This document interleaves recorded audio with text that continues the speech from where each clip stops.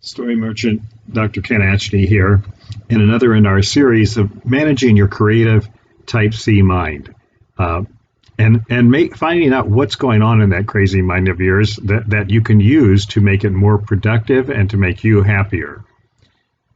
So today I'd like to talk about talent, that dimension in success that is the only one that's not sufficient to cause success by itself. Why? Because you need other things too that we talked about: perseverance, having contacts, being fun to work with, etc.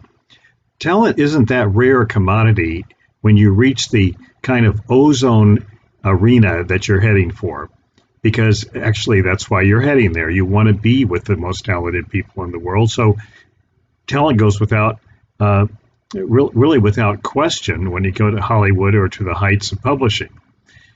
It's not talent that's rare, it's discipline. And discipline is something that you can do something about. It's the bedrock of productive writing. It requires determination, more than self-confidence, and it requires a commitment of the will to your dream, and then learning every method along the way. As Shakespeare said, there's a method in my madness. Learning the methodical way of making sure you apply your discipline to your writing. So this brings up the question of the muse. You need to be inspired to write. That's what some people say. I have to have my muse with me. Well, guess what? The most productive writers, and I think of Harlan Ellison, who I had the sort of fortune and misfortune of knowing personally.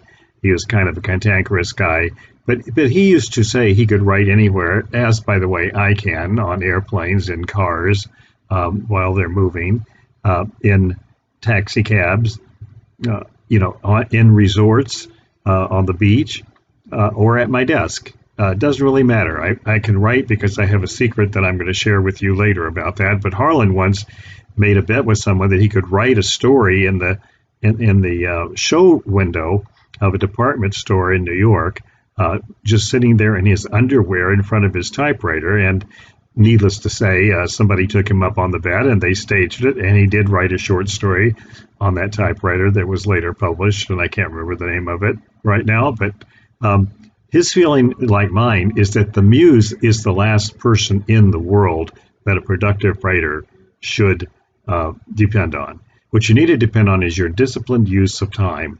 And if you tell the muse, as she attacks you one day over dinner or in the middle of a football game, and tells you you've got to stop everything and write something down right now. If you tell her, I'm sorry, I'm writing tomorrow morning at 7 a.m., and if you have something to say to me, show up then. Well, with the door closed against the muse, there's nothing that will put the muse in better fettle. She'll be slavering at the keyhole again and at 7 o'clock. Then you open it, let her do her work, but you show her that you are in charge, not her.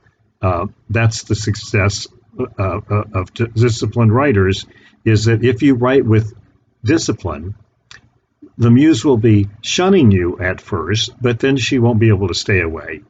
Nothing turns her on more than a writer who's writing on a steady schedule. You become your own muse, or at least you take charge of your own muse. So I hope you're enjoying this series about the creative mind. Write to me with your feedback and suggestions. And if you'd like to learn more details about our one-on-one personal coaching program, you can find a contact at the link in my bio. Meanwhile, stay productive and stay safe.